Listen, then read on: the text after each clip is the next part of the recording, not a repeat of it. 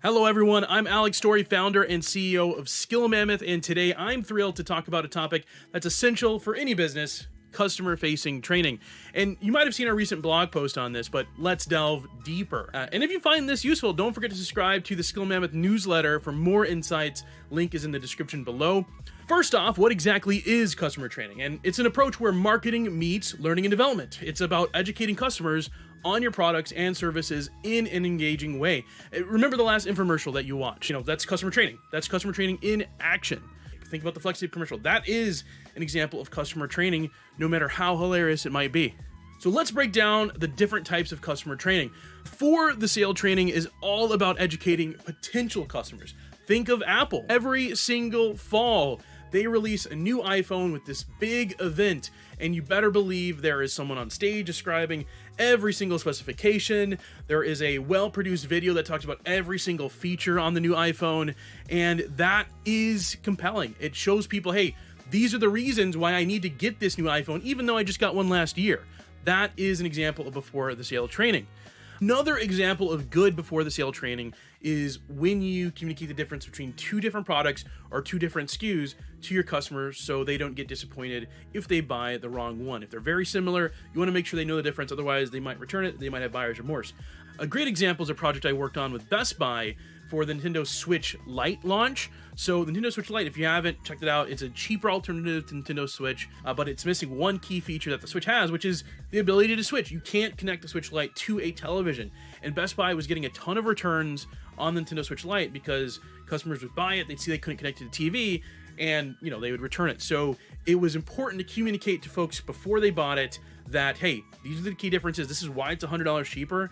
It's much more portable, much more affordable. Maybe this is that second Switch that you give your kid when they're traveling, for example. And so I created training for the employees, but I also put together a handout, a flyer to give to a customer so they knew those key differences. And yes, that reduced those returns. The next important piece of customer training is installation and setup training, because one of the biggest bottlenecks that people run into is, especially if you got big products or if you have complex software, is getting folks to install them correctly and not freak out and return the product because it's just so hard to get installed and set up. And if you have engaging and compelling installation and setup content, then you will have a happy customer and less returns. Traeger is a great example. When you get a Traeger grill, in their instructions, it's not only informative, right? It shows you the blown up diagrams of how to install the Traeger, but it has a fun little mini game. You start with a 6-pack that's full, and after every single step, it guides you to drink another beer, and by the end of it, not only did you have a good time, but you put your grill together.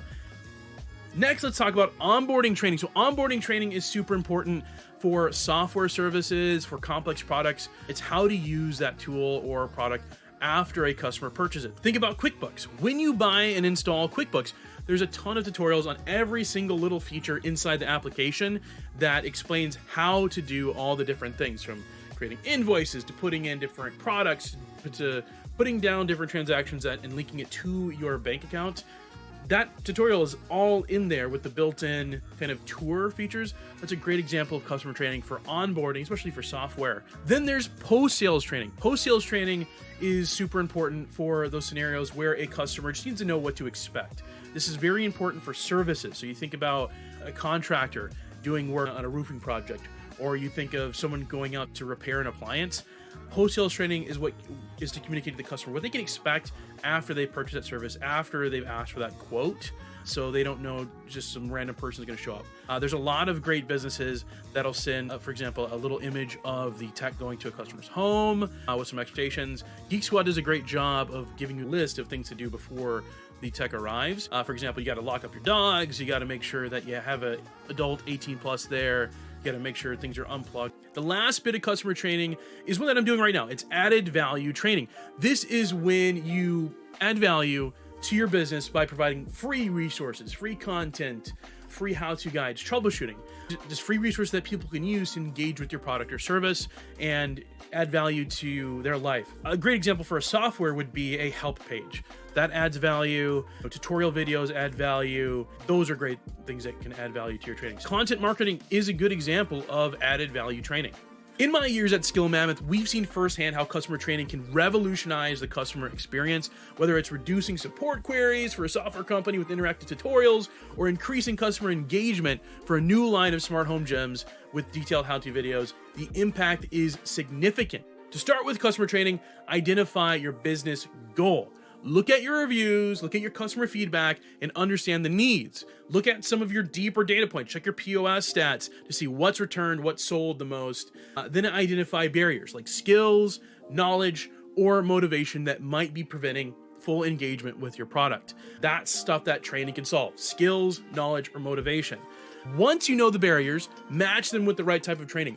I have an amazing handout that shows you what type of training can help address these barriers based on your business. So go ahead and check out that handout. It's in the link in the description.